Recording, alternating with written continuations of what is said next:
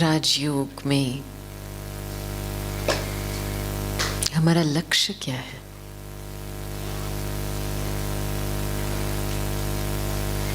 Simple लक्ष्य क्या है हमारा?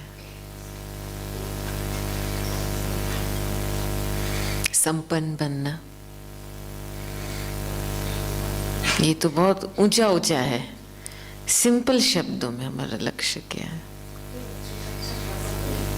एक अच्छा ब्राह्मण बनना और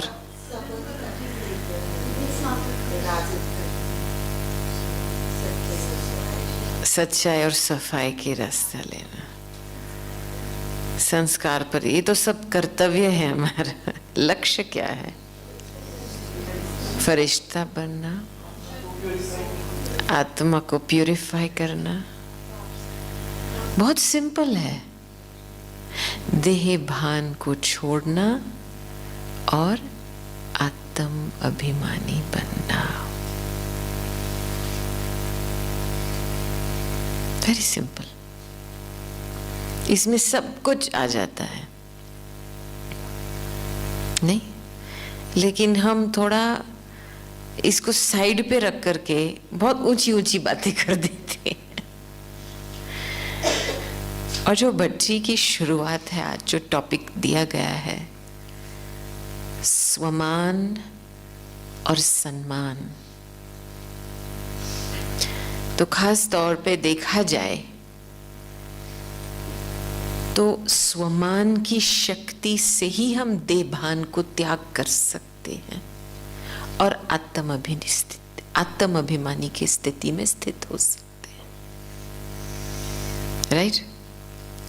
और आपका स्वमान, इतनी वो शक्ति, अनुभूति अभी तक जमा नहीं हुई है,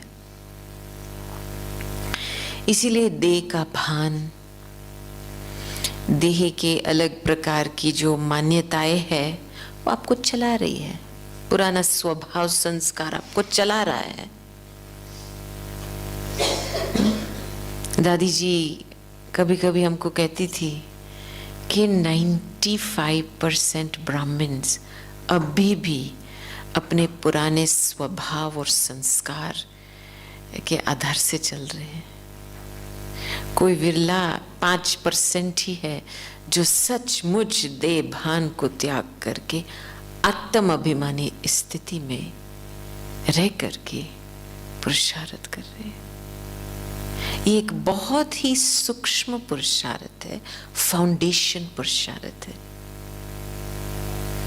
जहां पे आप बैठे हैं, जिस धरनी में आप बैठे हो, ब्रह्मा बाप की, मम्मा की, सभी आदि रत्नों की यही बेसिक पुरुषार्थ था। शुरू शुरू में क्या इतना ज्ञान का विस्तार था? नहीं था ना। बाबा डायरेक्शन, ये जो इस हॉल में जो बैठे हो, यहाँ पे पहाड़ था। बाबा बच्चों को कहता था, जाओ एकांत में बैठ करके देह का भान का त्याग करो, अपने आप को आत्मा समझो। अभी स्वमान का सब्जेक्ट हम उठाएंगे ना, ये बहुत जरूरी है। वर्तमान समय अनुसार हमारे पास बहुत लोग आते हैं, बहन जी मैं ये कैसा करूं, कैसा करूं, कैसा करूं। और मुझे ये सोच लगता है कि कैसे कैसे क्यों भूलते हैं। इतना बड़ा भगवान मिला है, इतना बड़ा भाग्य मिला है, वो रिस्पॉन्सिबिलिटी उठा रहा है, अनुभव दे रहा है, फिर भी आत्मा कैसे करती है? कैसे माना बंधन का शब्द, राइट? और हमने जैसे बस ऐसे नॉर्मल हमारे लैंग्वेज में आ गया, कैसे कैसे कैसे। उस समय वो स्मृति भान नहीं रहती है कि ये प्रश्न उठता है क्यों, हालांकि मेरे पास सब कुछ है। तो स्वमान की शक्ति जब हम बढ़ाएंगे, उसकी अनुभूति बढ़ाएंगे ना, तब कैसे शब्द ओम शांति हो जाता है। ब्राह्मण के लिए कभी भी कैसे शब्द शोभता नहीं है। दादी को तो बिल्कुल पसंद नहीं था ये शब्द। मुझे याद है हमारे जो लास्ट वार्तालाप हुआ था दादी जी के साथ, दादी जानकी जी के साथ, वो दिसंबर 2019 में हुआ था। वो शायद बेंगलोर में जाने वाले थे जनवरी में, तो दिसंबर क्रिसमस के आसपास के समय में मधुबन में थे। तो हम दादी के पास बैठे थे और मैंने दादी को पूछा, दादी आप क्या देख रहे हो? तो दादी ने ये जवाब दिया कि हमारे दिनों में जब हम बाबा के पास थे तो हमको लगता था कि हम कुछ खास है, वो फीलिंग आती थी हम श्रेष्ठ विशेष ब्राह्मण आत्मा है, परमात्मा के संतान है, और बाबा भी हमको उसी दृष्टि से देखता था। अभी जितना विस्तार हुआ है उतनी साधारणता बढ़ी है। जैसे सभी अपने आप को साधारण रीति से चालू माल जैसे चलाते हो। राइट है ना ये बात? बहुत एक्यूरेट ऑब्जर्वेशन था दादी का। तो अंदर से जो दादी का कहने का भाव है कि जब तक आप अपने को रिस्पेक्ट या रिगार्ड से नहीं मानेंगे तब तक स्वमान में कैसे रह पाएंगे? अब देखो, लौकिक रूप में भी कोई जज, बड़ा जज होता है, ठीक है, उसका पोजीशन का तो भान होता है ना उसको कि मैं कौन हूं, मैं एक जज हूं, तो उसको खुद अपनी जो पोजीशन है उसकी स्मृति रहती है, मैं जज हूं। उस हिसाब से फिर वो खुद अपना कार्य को चलाता है। ऐसे थोड़ी बाप के रूप से चलाता है, उसका भल बच्चा भी होगा फिर भी जज के सीट में बैठेगा तो बच्चे के रूप, बाप के रूप में नहीं इसके साथ व्यवहार करेगा, जज होकर के व्यवहार करेगा। वो जो बाप बच्चों के बीच में फेमिलियरिटी होती है वो नहीं रहेगा।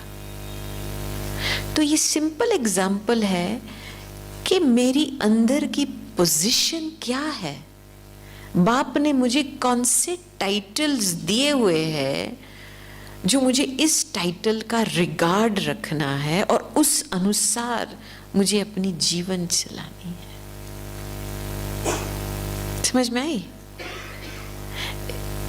जो हम स्वमान कहते हैं वो है उस टाइटल की अनुभूति, लेकिन अनुभूति से पहले चाहिए रिगार्ड कि मैं इस टाइटल की स्मृति में रहूं कि आखिर मुझे ये मिला है टाइटल। समझ में आई बात? ये स्मृति में रहना ही रिगार्ड है।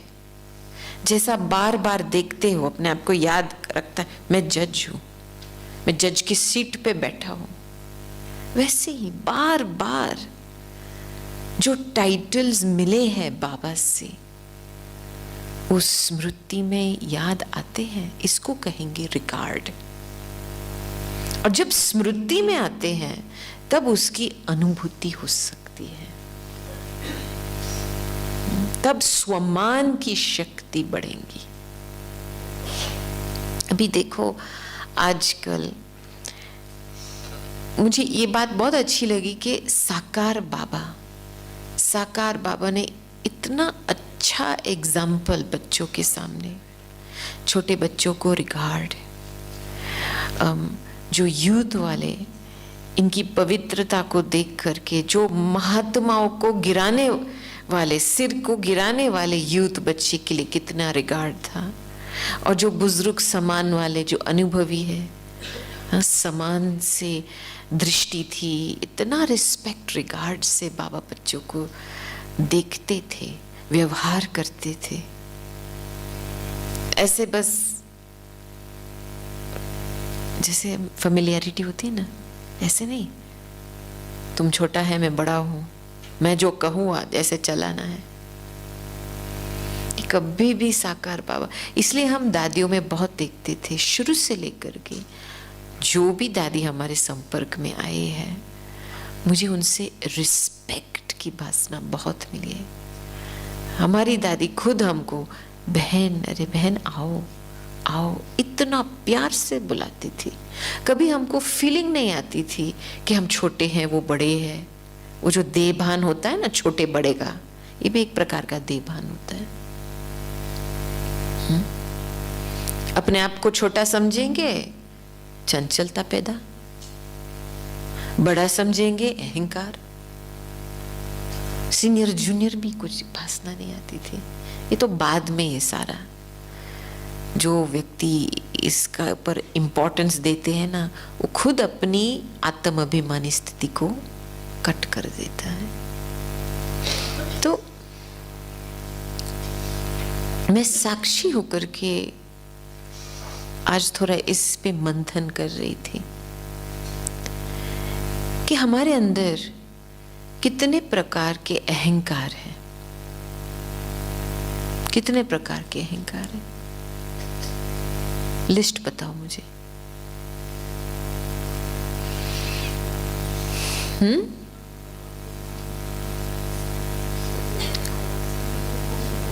कितने प्रकार के अहंकार हैं? अपनी बुद्धि की अहंकार, अपना नाम का अहंकार, रूप का अहंकार, पोजीशन का अहंकार, हाँ, स्किल्स का, जो हमारी कलाएं है उसकी अहंकार, सेवा की अहंकार, है ना। देह में कितनी वैरायटी है अहंकार की, राइट। और इसको छोड़ना, अभी देखा जाए ना तो अभिमान सेवा का नाम लेकर के अपना काम करा रहा है। मैं आपको बताऊं, सचमुच अभी आप यूथ वाले को पूछेंगे आपको क्या बनना है, सोचते हैं ब्राह्मण लाइफ करियर है, बस मोटिवेशनल स्पीकर बनना है। राजयोगिनी, राज ऋषि, वो तो उड़ गया काम, बस मोटिवेशनल स्पीकर बनना है। ये थोड़ी राजयोग का बात है। तो मैं देख रही हूं कि कितना अहंकार माया उस रूप में आकर के सेवा का नाम लेकर के अपना काम अच्छी तरह से करा रही है अभी। और जो रूहानियत का फोर्स होना चाहिए, जो रूहानियत की शक्ति होनी चाहिए, वो मिसिंग है। राइट है ना। अभी ये आपके ऊपर है, ये आपकी चॉइस है, ये हर एक की अपनी अपनी चॉइस है। जिसको जो बनना है ये आपके ऊपर है। आपको बाबा को सामने रख करके चलना है या कोई व्यक्ति को सामने रख करके चलना है, सोच समझ के जवाब देना। हाँ, क्योंकि मुख से तो निकलता है बाबा, लेकिन रियलिटी में कोई व्यक्ति से प्रभावित होकर के चलते हैं। जैसे कहते हैं ना, इम्प्रेस हो जाते हैं। अभी इम्प्रेस होना माना क्या? हाँ, इम्प्रेस माना मैंने खुद अपनी पावर दे दी किसको, बस मैं इसको बोल, आप जैसे मुझे चलाएंगे मैं चलने को तैयार हूं। मजबूरी की अवस्था है ये, भिखारी मांगने की अवस्था है ये, किसी के इम्प्रेस हो जाना। किसी से इंस्पिरेशन लेना, प्रेरणा लेना, वो अलग बात है। जब प्रेरित होते हैं तो क्या फीलिंग आती है अंदर से, क्या फीलिंग आती है अंदर से? मैं भी ये कर सकती हूं, मैं भी ये कर सकता हूं। वो उमंग आता है कि मुझे ये बनना है। जब आप इंप्रेस हो जाते हैं ना, ये उमंग नहीं आता है। बस कनरस, आंखों का रस ले लिया, कान का रस ले लिया, बस इनके पीछे भागते रहो, बस इतना ही, इनका ही क्लासेस सुनते रहे। लेकिन अंदर से वो भावना, स्व परिवर्तन की भावना पैदा नहीं होती है। मैं क्यों ये आपको थोड़ा सीधे शब्दों में बता रही हूं, क्योंकि खुद की अभी चेकिंग करनी है।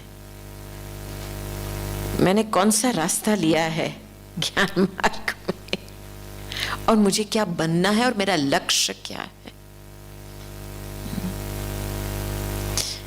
तो ये जो अहंकार की जब बात आती है ना, अभिमान को हम इंग्लिश में कहेंगे आइडेंटिफिकेशन। चलो ये मेरा, ये मेरी देह है, ये मेरा है, जो मैं कहती हूँ ये मैं शब्द आ जाते। लेकिन अहंकार एक स्टेप और है, थोड़ा ज्यादा अभिमान है अहंकार। और अभिमान और अहंकार का बेस्ट फ्रेंड है मोह, ममता, ईगो, अटैचमेंट। दोनों भाई बहन है, पता है, एक दूसरे के बिना जी नहीं सकते।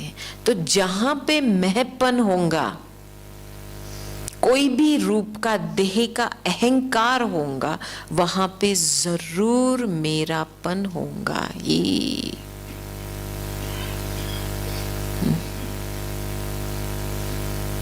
ये देखना है, बहुत कॉम्बाइंड है। तो हम ये दोनों मैं मेरा जो देह भान का है, उस जाल से कैसे निकले? क्योंकि अभी वर्तमान समय 95% ये दोनों हमको चला रही है। कैसे पता चलता है कि हमको ये चला रहा है? कैसे पता चलता है कि मैंपन से हम चल रहे हैं या मेरापन से चल रहे हैं? जो देह के हिसाब से, देह भान का मैंपन और देह भान का मेरापन कैसे पता चलता है? हाँ, और फीलिंग क्या आती है? इसका प्रूफ क्या है? निशानी क्या है? क्या?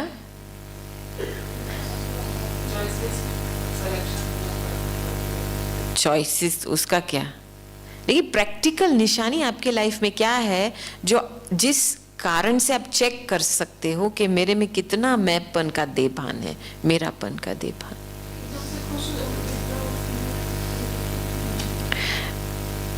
एकदम क्या? थोड़ा अनकंफर्टेबल रहेंगे, थोड़ा बहुत टेंशन में रहेंगे, महपन का टेंशन होता है। दूसरा, जल्दी फीलिंग में आ जाएंगे, इंसल्ट महसूस होंगे छोटी छोटी बातों में। किसी ने मुझे पूछा नहीं, देखा नहीं, अरे अप्रिशिएट नहीं किया, मैंने कितना किया। मैंपन का जाल। और मेरापन होगा तो ज्यादा सोच चलेंगी, चिंता चलेंगी, चिंतन चलेंगी। और मुझे जो अच्छा लगता है वो क्यों नहीं हुआ, जो मैंने बात बताई वो क्यों नहीं हुआ, जो मैं कहती हूं सुनो ना, माना माय वे और हाईवे होता है ना। अंदर से हम संबंध में टेंशन क्यों लेते हैं? क्योंकि किसी ने हमारी बात मानी नहीं, जैसे हमने बोला वैसे नहीं किया, राइट? अभी ये सारी बातों का उलझन अभी भी अंदर में है, माना देह भान को त्याग किया ही नहीं है। और जब तक आपने देह भान को त्याग किया नहीं है, तो बाबा से स्वमान की शक्ति कैसे लेंगे? समझ में आई?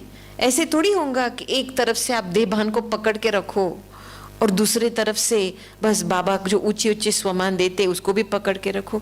नहीं हो सकता है ये। संपन्नता के और पे जाना है तो पहले कंप्लीट सरेंडर होना है।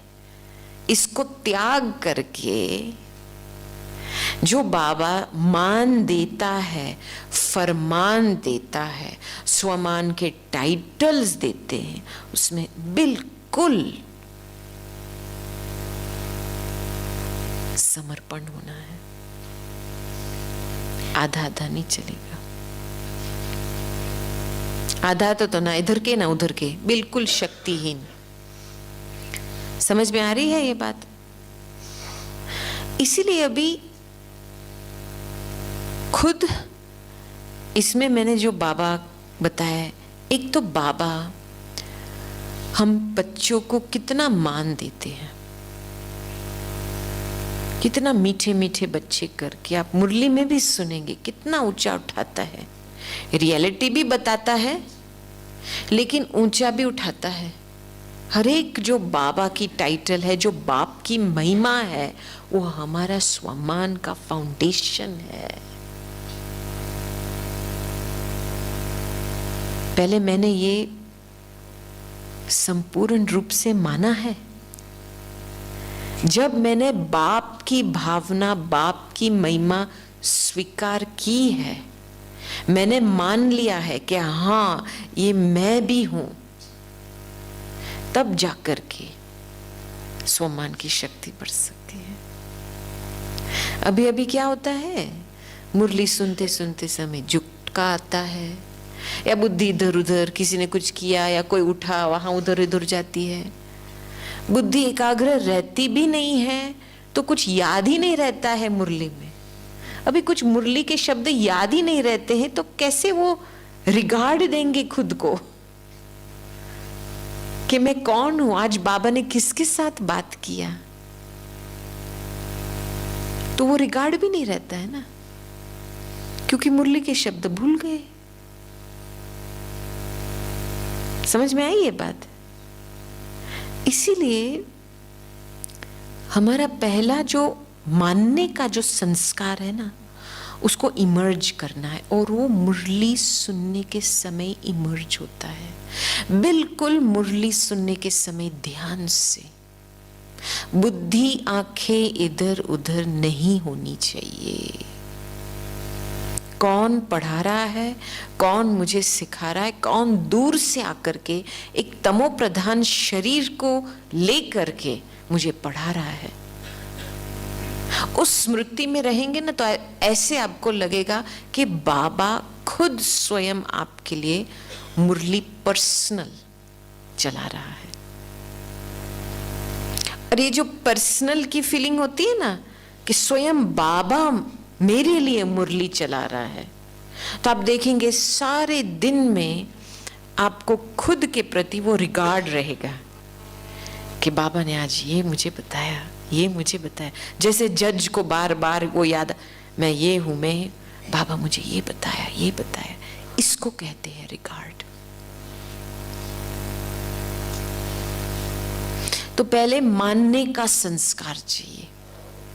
जो बाबा मुझे कह रहा है, मैंने स्वयं अपने मन बुद्धि से एक्सेप्ट किया है पूर्ण रूप से, या बीच में अभी भी थोड़े मेरे संशय चलते हैं, या मैंने कई चीज को डिसरिगार्ड किया, माना अवॉइड किया। जो ज्ञान की बातें मुरली में, जिस चीज को आपने डिसरिगार्ड किया, समझ लो आप खुद अपना डिसरिगार्ड कर रहे हो, क्योंकि ये सत्य है, सत्य बाप के वचन है। आप कौन हो बीच में अपनी बुद्धि चलाने के लिए? जो हूं, जैसी हूं वैसी हूं, बाप ने मुझे स्वीकार किया है, तो मैं कौन हूं बीच में संशय उठाने वाली? ये कितना बड़ा देभान है, अहंकार है। तो बुद्धि को थोड़ा नम्र बनाना है इस बात में। बाबा बता रहे, कैसे बाबा, क्या करे, क्यों करे? अरे चुप रहो ना, बुद्धि को चुप रखो। इतनी बड़ी हस्ती है आपके सामने। अब जब तक उस हस्ती को पहचानेंगे नहीं, तो उसके शब्द की वैल्यू को कैसे रिगार्ड देंगे? मुरली की वैल्यू तब होती है जब मुरलीधर की वैल्यू होती है। ऊंचे ते ऊंचा बाप हमको ऊंचे ते ऊंचा ज्ञान सुना रहा है। वो ऊंचे बाप की फीलिंग जब होती है ना, तब एक एक शब्द बिल्कुल दिल मन में जैसे अंदर चला जाता है। लौकिक रूप में भी ऐसे होता है, जिसकी आप वैल्यू रखेंगे, उसका हर शब्द को याद रखेंगे, तो हम इतना जो मुरली से पहले योग चलता है, उसमें इतना हम ध्यान नहीं देते हैं देखा जाए तो।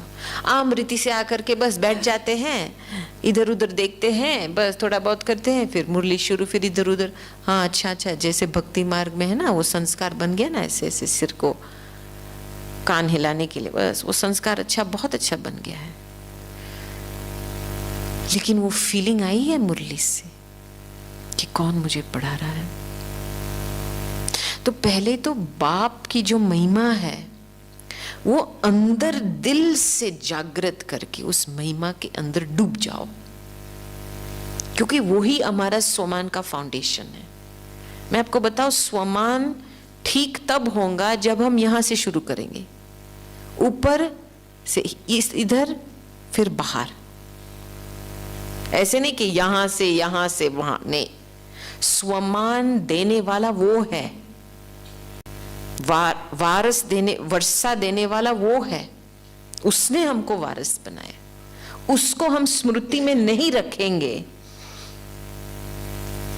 तो हमारे ज्ञान का भी हम अभिमान रखेंगे। मेरे पास कितना ज्ञान है, अरे देने वाला कौन है? आपके पास क्या ज्ञान है? पैसे का ज्ञान है? देने वाले को तो स्मृति में रखो। तो सदा मैंने देखा है कि मैं जब बाबा की महिमा अंदर से जैसे मन बुद्धि में गुंजाती रहती हूँ ना, जैसे एक लहर पैदा होता है, तो मुझे अंदर से बहुत ही सरलता का अनुभव होता है। और जैसे वो ही फीलिंग आती है, हाँ ये बाबा है, हाँ ये दे रहा है, ये दे रहा है, ये दे रहा है। और उस लहर में एक एक्सेप्टेंस बढ़ती है, खुद के लिए रिगार्ड बनता है। खुद को साक्षी होकर के देखो कि कितनी विशेष ब्राह्मण आत्मा हूं मैं, ये फीलिंग आती है। तो पहले चाहिए बाबा की बातें, बाबा की भावना को एक्सेप्ट करो। संबंध तब जुड़ता है जब आपने एक दोनों की भावना को एक्सेप्ट किया ना। बाबा ने आप सभी के पुकार को सुन करके तो एक्सेप्ट करके तो आए हैं ना, मुक्ति, जीवन मुक्ति देने के लिए। अभी आप तो थोड़ा बाबा की भावना को स्वीकार करो। भावना जब स्वीकार होती है ना, अंडरस्टैंडिंग पैदा होता है, उसमें बहुत ही अच्छा प्यार का, स्नेह का लेन देन होता है, और उस स्नेह में बहुत शक्ति भरी हुई होती है। तो पहले चाहिए बाबा की भावना, बाबा की भावना को स्वीकार करो, मानो बाबा ने जो दे रहे हैं मुझे। फिर बाबा के जो फरमान है, जो भी डायरेक्शंस है, उस पे सही रूप से चलना है।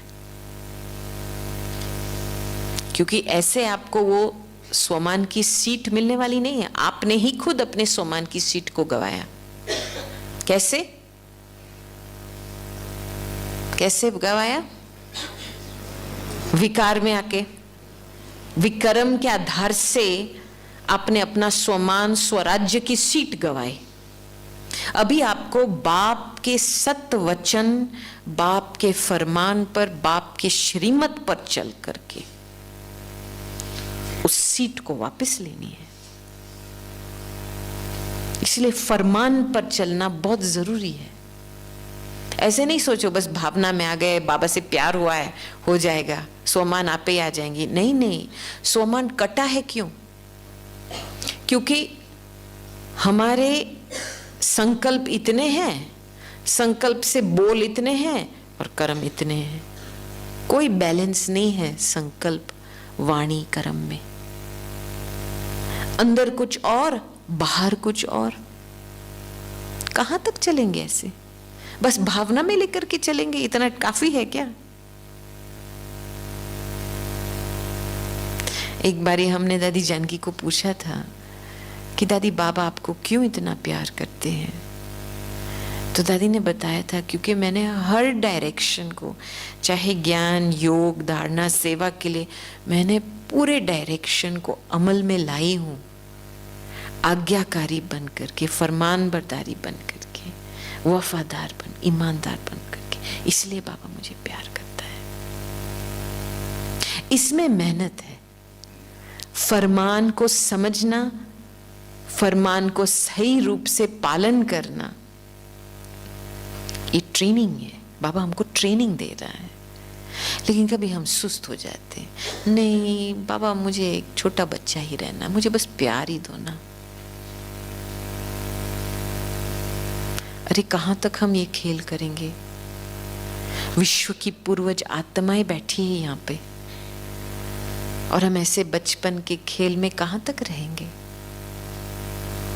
तो ये भट्ठी है किसके लिए? बचपनता को खत्म करने के लिए, अपने स्वमान के सीट में सेट होकर के स्वमान की शक्ति जमा कर ली। और आप इस भूमि पे आए हो जिसमें ये सारी तपस्या हुई है, तो आप लक्ष्य रखेंगे ना, और सचमुच यहां से कोई भी देह भान का त्याग करेंगे ना, आपको वो शक्ति जरूर मिलेंगी, क्योंकि इस धरती में वो शक्ति समाई हुई है। बाबा की तपस्या भूमि है। तो पहले जो मैंने बताया, बाबा की भावना को मानना है, मानने का संस्कार इमर्ज। दूसरा है फरमान पर चलना है। तीसरा है जो भी बाबा ने टाइटल्स दिए हुए हैं,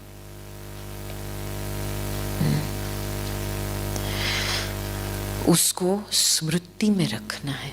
ये है स्व के लिए रिगार्ड। देखो कोई भी हमारी महिमा करता है, आप उस महिमा को क्या करेंगे? फेंक देंगे क्या? नहीं नहीं मैं वो नहीं हूं डस्टबिन में फेंको। वही महिमा को स्वीकार करना माना उसको रिस्पेक्ट देना। तो बाबा हमारी बच्चों की कितनी महिमा करता है, वो टाइटल्स के रूप में हमको बताता है। राइट? कितनी सारी टाइटल दी है हमको, और हम उस महिमा को बस साइड में फेंक देते हैं। तो बाबा ने तो बहुत ही अच्छी युक्ति बताई है कि बच्चे हर रोज अमृत वेले के समय एक टाइटल की अनुभूति में चले जाओ। एक टाइटल पकड़ो, सोमान का टाइटल, उसकी अनुभूति करो हर रोज।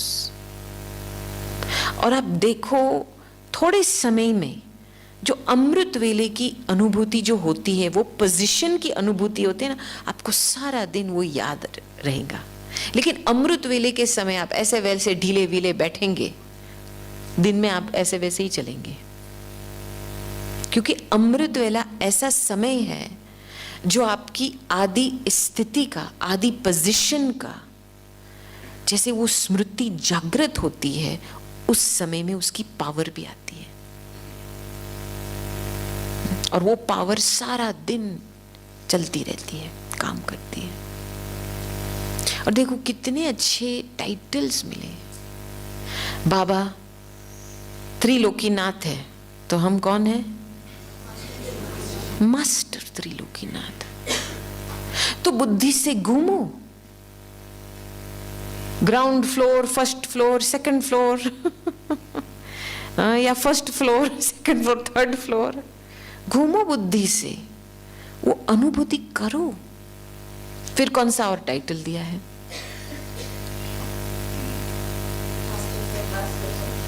मास्टर सर्वशक्तिवान का टाइटल दिया है। माना हर एक शक्ति की अनुभूति करो ना। कितना काम है हमको, अनुभव, सहनशीलता, संतुष्टता, निर्णय शक्ति की, सामना करने की शक्ति, सहयोग की शक्ति। और ये भी अच्छी बात है कि ब्राह्मण परिवार में हमको प्रैक्टिस भी मिलता है। परिवार का मतलब क्या है? प्रैक्टिस ग्राउंड है। शक्तियों का लेन देन, गुणों का लेन देन, प्रैक्टिस ग्राउंड है। और आप संगठन का फायदा नहीं उठाएंगे और अकेले बैठ करके, तो आपका कहां तक गाड़ी आगे बढ़ेगी? बढ़ेगी ही नहीं।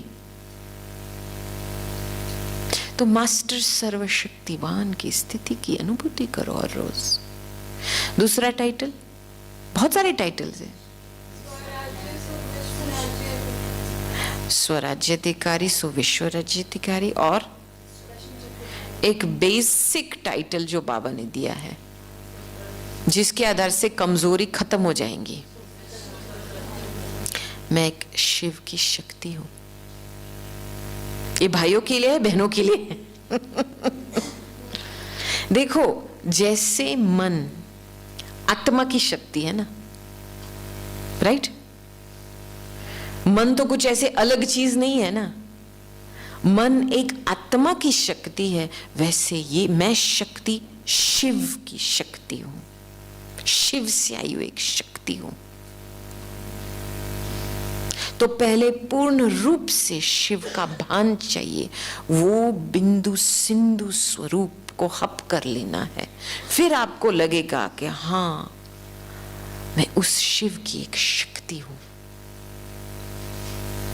समझ में आई बात? सब कुछ बाबा में है। अब बाबा को साइड में छोड़ करके कैसे कैसे कैसे करते रहेंगे, व्यक्ति या वस्तु में डूब जाएंगे, सत्यानाश। सब कुछ उस बिंदु में है, सब कुछ। इसलिए बाबा की स्मृति में हमारे सारे टाइटल्स है। वो कौन है? प्यार का सागर है। और हम प्यार के सागर में डुबकी लगाएंगे तो हम क्या बन जाएंगे? मास्टर प्यार के सागर। वो कौन है? शांति का सागर है। हम उस शांति के सागर में डुबकी लगाएंगे तो क्या बन जाएंगे?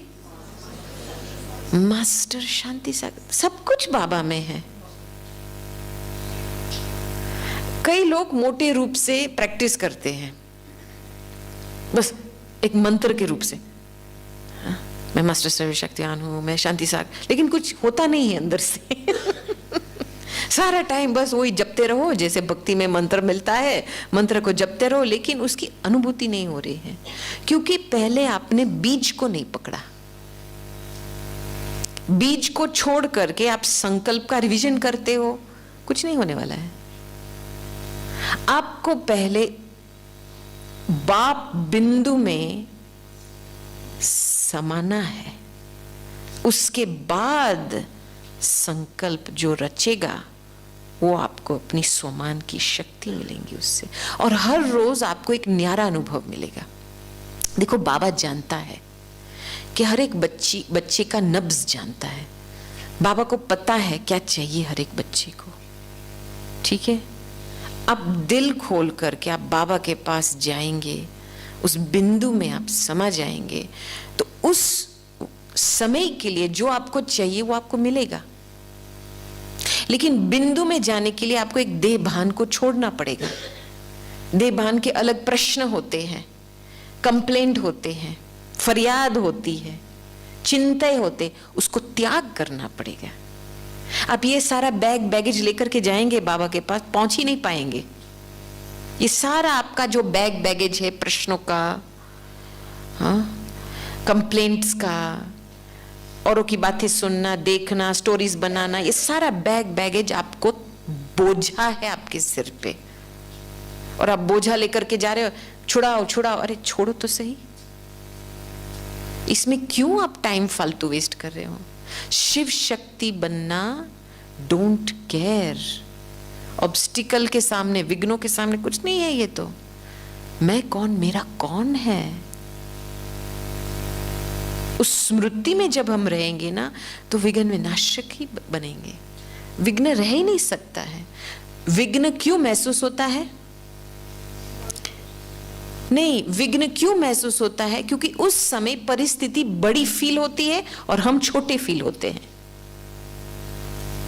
स्वमान की शक्ति नहीं है तो हम खुद के अपने छोटे में क्या करें, कैसे करें, निराशा के संकल्प आते, और वो ही संकल्प में हम डूब जाते तो परिस्थिति बड़ी लगती। वास्तव में परिस्थिति बड़ी है ही नहीं।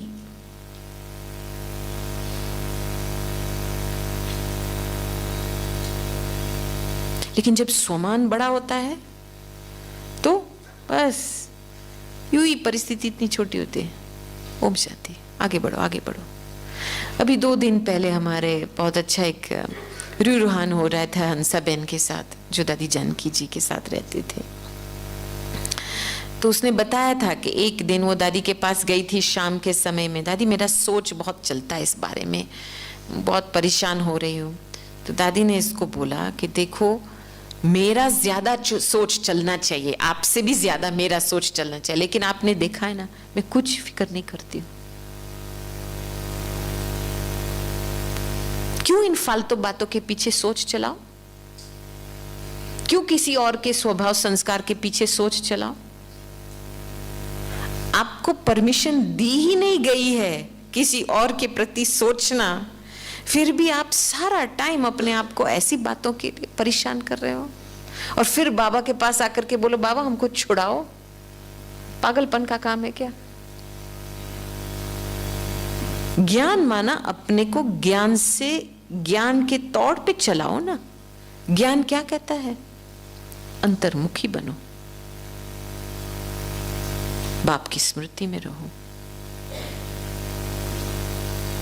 और इजी मेथड है पूरा व्यर्थ संकल्प को खत्म करने के लिए कि बाप की महिमा को बार बार रिवाइज करो। अंदर जितना भी आप बाप की महिमा को रिवाइज करेंगे ना, उतनी ही आपकी फीलिंग्स ऊंची बनेंगी, श्रेष्ठ बनेंगी, और ऑटोमेटिकली खुद के प्रति बहुत अच्छी भावना रहेगी। बाप की महिमा गुम कर दी माना खुद का सम्मान गुम कर लिया, ये समझ लो बात।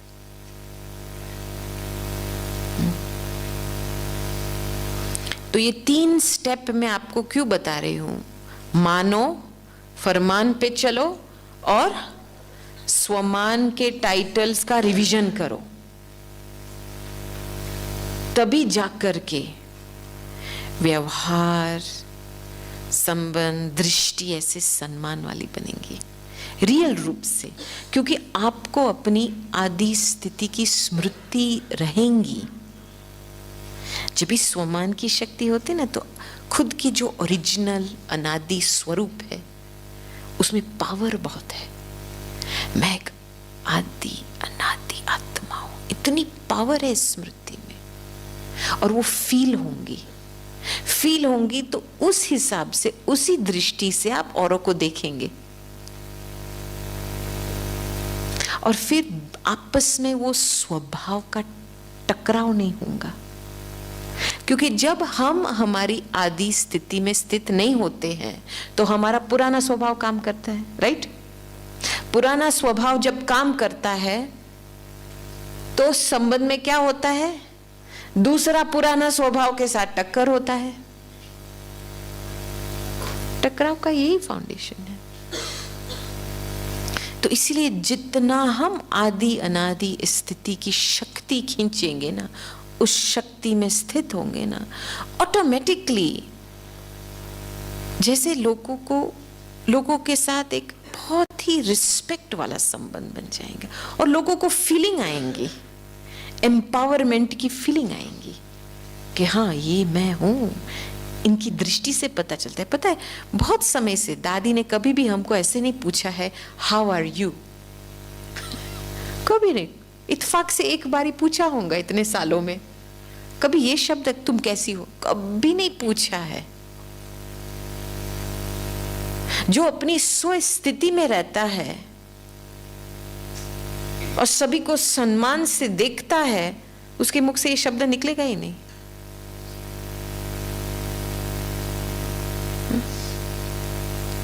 तो हमको तो बहुत सपोर्ट मिलती थी दादी की दृष्टि से।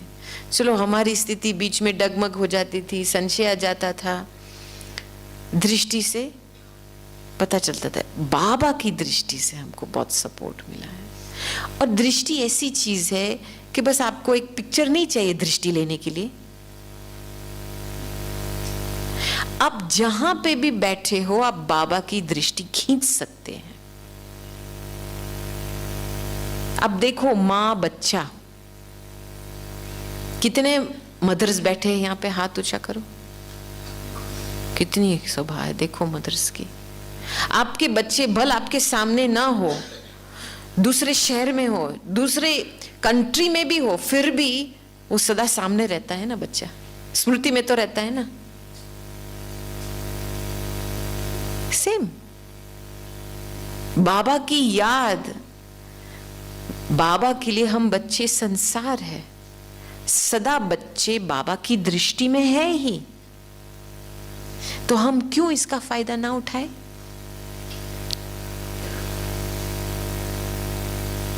ये रियलिटी है।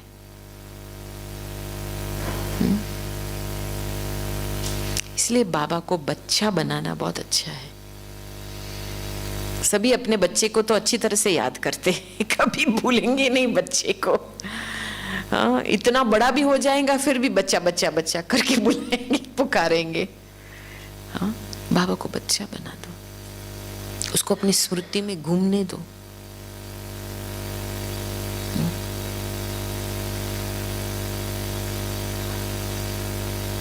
तो नेचुरल रूप से जब भी वो आदि अनादि स्थिति की पावर आती है ना, स्मृति रहती है, वो एक रिगार्ड है और पावर रिस्पेक्ट है। स्मृति में रखना एक रिगार्ड है, उसकी अनुभूति करना एक पावर है, वही पावर हमारी सोमान है। अभी ये बात क्लियर हुई? भट्टी के लिए लक्ष्य मिला आपको कि जो भी आपको जो भी इनपुट्स मिलेंगे, ज्ञान मिलेंगे, क्लासेस मिलेंगे, अंदर से देखना है अभी कौन सा स्वमान बढ़ाना है, क्योंकि जब तक स्वमान की शक्ति नहीं बढ़ेंगी तब तक आप संपन्न अवस्था तक नहीं पहुंच पाएंगे। और हर रोज रात के समय में, ये भी बाबा का फरमान है कि सोते समय, सोने से पहले 20 मिनट आधा घंटा बाबा की याद में, एक तो अपना पत्र लिखो, सारा दिन का चेकिंग करो, दूसरा बाबा के सामने बाबा में लीन होकर के याद में बाबा को याद करो, वर्षे को याद करो। फिर जब नींद आए ना नेचुरल रूप से, तभी सो जाओ। हम क्या करते, बहुत इस बात में अलबेले होते हैं। मैंने दादी में देखा, दादी कभी भी ना अमृत वेले में अलबेलापन या सुस्ती, ना रात का समय में। कभी कभी 10:30 बजता था, 11 बजता था, फिर भी दादी हमारा हाथ पकड़ के हम बाबा के कमरे में जाती थी। 10-15 मिनट बाबा के सामने बैठती थी, जैसे वो सब कुछ बाबा को दे देती थी। बिल्कुल बिंदु सिंधु में सब कुछ फेंक देती थी, बिंदु रूप बन जाती थी, जैसे छोटी बच्ची ना ऐसे सो जाती थी। ये आप जितना अभ्यास करेंगे ना, उतना लॉन्ग टर्म में आपके जो पुराने संस्कार है ना, वो मर्ज हो जाएंगे। क्योंकि क्या है, हम सोने से पहले अलबेलापन या वो करते हैं ना, तो सारे दिन की जो बातें हैं वो रह जाती है यहाँ पे, और वो बातें हमारे लॉन्ग टर्म मेमोरी में, हमारे चित्त में डीप जाती है। और वो जब चित्त में जाती है ना, तो हमारे पुराने संस्कार को एक्टिवेट कर देती है। तो फिर आप कल उठेंगे तो वही बात लेकर के उठेंगे दिमाग में, फिर योग कैसे लगेगा? फिर वही बातें चित्त में भरी हुई होती है, वही पुराने संस्कार तंग करते, कैसे कैसे कैसे बोलते रहेंगे। अरे भाई, श्रीमत को पालन करो, बाबा के डायरेक्शन को पालन करो, आप 1 वीक में उसका फायदा उठा सकते हो। मैं आपको बताऊं, ये पक्का, इस भट्टी में ये आपको पक्का करके ही जाना है। सोने से पहले आधा घंटा बाबा के पास, चेक खाली कर दो, बिंदु में समा जाओ, और आप देखेंगे इतने सरल रूप से एक नई भासना, नए संस्कार इमर्ज होते हैं। वो पुराने संस्कार तंग नहीं होंगे, तंग नहीं करेंगे आपको। ये बहुत एक गहरापन है बाबा के फरमान में। आप बस फरमान को फॉलो करो, पालन करो, आपका इसका फायदा मिलेगा।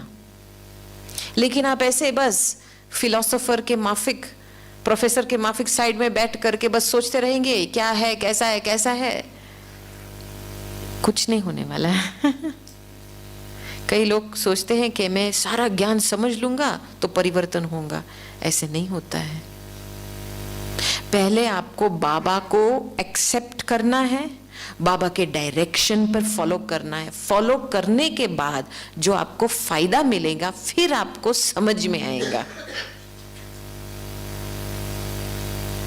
इसीलिए इस भट्ठी में जो भी बाबा ने फरमान श्रीमत दिया है, बच्चे कैसे उठना है, अमृत वेले के समय मुरली में कैसे ध्यान से सुनना है एकाग्र होकर के, रात के समय में सोने से पहले क्या करना है, उस सब एक एक घड़ी का फायदा उठाओ। दूसरी बात है भोजन के समय में बाबा का क्या फरमान है? हाँ, ऐसे गपशप बातें नहीं करनी है भोजन के समय में। आपको गोल्डन चांस मिला है 3-4 दिन यहाँ रहने का, ठीक है? आपको मैक्सिमम आप वहां जाके भी गपशप कर सकते हो, बाहरी वाली दुनिया की बातें कर सकते हो। यहां आए हो तो यहां कम से कम वातावरण का तो फायदा उठाओ। एकांत में बैठ करके ब्रह्मा भोजन शांति से करो तो आपको लगेगा कि बाबा स्वयं आपको भोजन खिला रहा है। आप बस फालतू अलबेले में आप ऐसे वैसे गपशप गवा दिया वो मौका जो बाबा पालना दे रहा है सूक्ष्म में, आपने वो गवा दिया। इसलिए भट्टी का पूरा फायदा ये जो 2-3 दिन है हमारे, हर एक घड़ी का फायदा लेना है, ठीक है? ओके, चलो, ओम शांति।